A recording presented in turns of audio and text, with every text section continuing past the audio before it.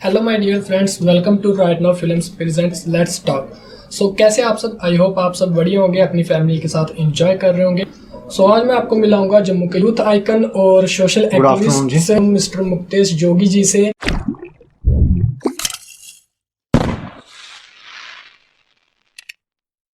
तो आइए अब मैं आपको रूबरू करवाता हूँ मिस्टर मुक्तेश जोगी जी से।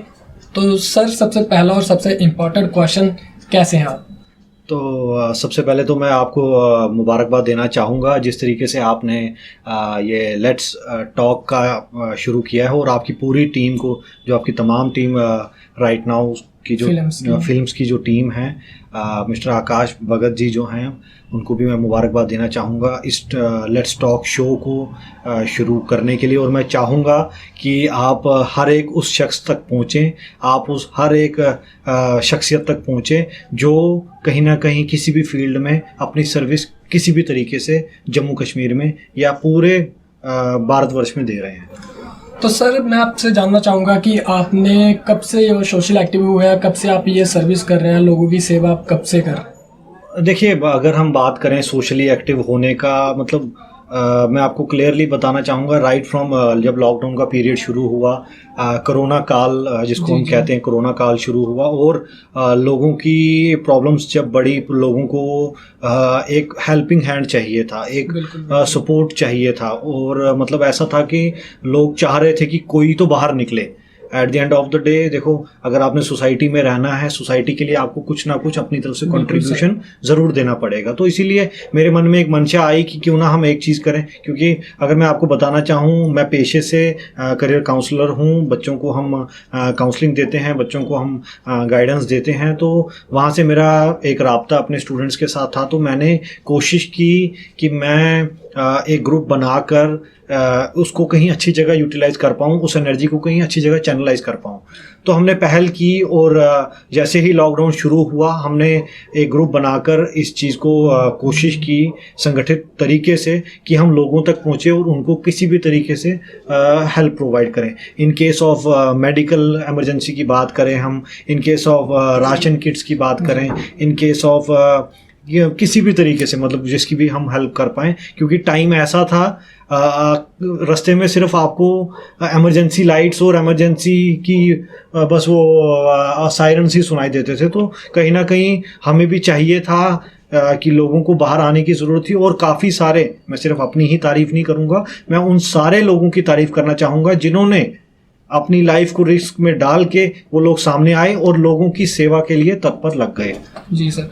तो सर, आपका एक इंस्टीट्यूट भी है, तो मैं आपसे जानना चाहूँगा कि आपके इंस्टीट्यूट में कुछ गरीब बच्चे भी होंगे, तो क्या उनको थोड़ी सहूलियत आप देते हैं, उनको थोड़ी या फ्री एजुकेशन? देखिए, मैं आपको क्लियरली बताना चाहूँगा, हम पूरी वेरिफिकेशन देखते हैं बच्चे की, और अगर हमें लगता है कोई बीपीएल का, क्योंकि गवर्नमेंट का जो क्राइटेरिया है उसके अकॉर्डिंग 10% जो सीट्स होती हैं वो तो हम करते हैं, और उसके अलावा भी बच्चों को हम जहाँ तक जितना हमसे हो पाता है, we always try to give, हम उनको पूरा कोशिश करते हैं कि उनको घर जैसा व्यवहार दे पाएँ।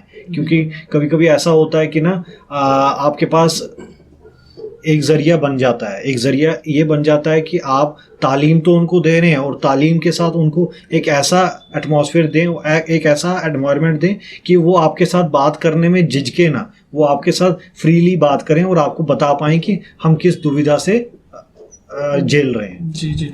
तो सर, मैंने सुना आपने बहुत सी लड़कियों की, बहुत सी बेटी बहनों की शादी भी करवाई है जो कि गरीब परिवार से वो तो हम कंट्रीब्यूशन अपना करते रहते हैं। मतलब हमारे काफ़ी सारे ग्रुप्स के साथ टाई अप हैं, काफ़ी सारे गणमान्य लोगों के साथ मैं जुड़ा हुआ हूँ।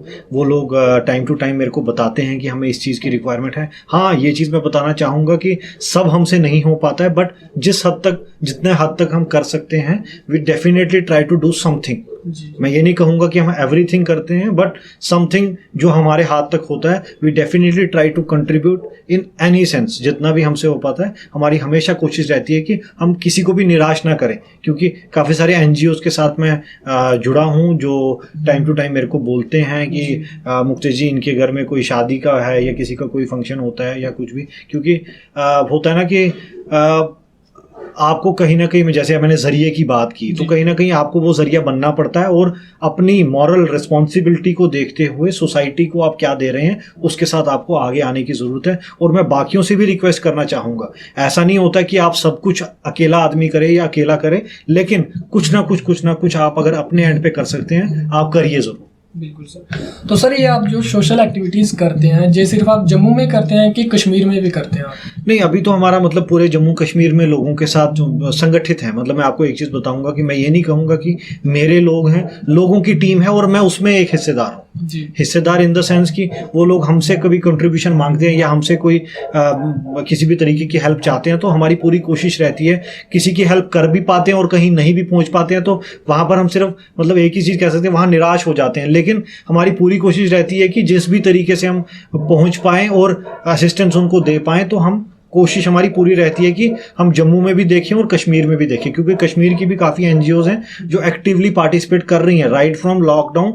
मैंने वहाँ के भी काफ़ी लोगों को या जम्मू के भी काफ़ी गणमान्य लोगों को, मैं बार बार कह रहा हूँ, गणमान्य लोगों को देखा है जो लोग डेडिकेटेडली सोसाइटी में एक रे ऑफ होप की तरह काम कर रहे हैं। तो उनके साथ देखो, एक आदमी अकेला कभी कुछ नहीं कर पाता है, बोलते हैं ना, मतलब आपको एक पूरी टीम के 5 उंगलियों से ही मिट्टी इकट्ठी होती है और सबसे बड़ी बात है बूंद बूंद जुड़कर ही एक समुद्र तैयार होता है। तो इसीलिए मैं आपको यही बताना चाहूंगा कि मैं वो एक बूंद हूँ जो अन्य बूंदों के साथ मिलके या दरिया के साथ मिलके उस दरिया में ही चलता हूँ। सो जोगी सर, थैंक यू हमसे जुड़ने के लिए और आप अपना कीमती समय देने के लिए। और लास्ट में जाते जाते आप जम्मू के यूथ को क्या मैसेज देना चाहेंगे? देखिए, मैं क्लियरली एक ही चीज़ मैसेज देना चाहूँगा जम्मू कश्मीर के युवाओं को कि आप अपने पैशन को ज़रूर फॉलो करें, अपने माँ बाप की अपेक्षाओं पे खरा उतरें। और जिस तरीके से आपने आज जिक्र किया, काफ़ी नई चीज़ है और अच्छी चीज़ है कि जो गोल पैशन आपने अपने विजन एक दिमाग में रखा है उसको लेते हुए आप ज़रूर आगे चलें। और चाहे आप फिल्म इंडस्ट्री में आगे जाना चाहते हैं, आप म्यूज़िक इंडस्ट्री में आगे आना चाहते हैं, ज़रूर आगे आएँ। और साथ ही साथ अपनी मॉरल रिस्पॉन्सिबिलिटी को देखते हुए अपने ज़रूरतमंद लोगों की ज़रूर सेवा में आगे आएँ। बहुत बहुत शुक्रिया आपका। तो ये थे मुक्तेश जोगी जी जिनसे हमने आपको मिलाया। और अगर आपके पास भी कोई ऐसा इंसान है, ऐसा चेहरा है जो कि किसी भी फील्ड में अच्छा काम कर रहे हैं, तो उन्हें आप कमेंट बॉक्स में बता सकते हैं। नेक्स्ट वीडियो हम उनके साथ आपको मिला देंगे। तब तक के लिए देखते रहें right now films, let's talk.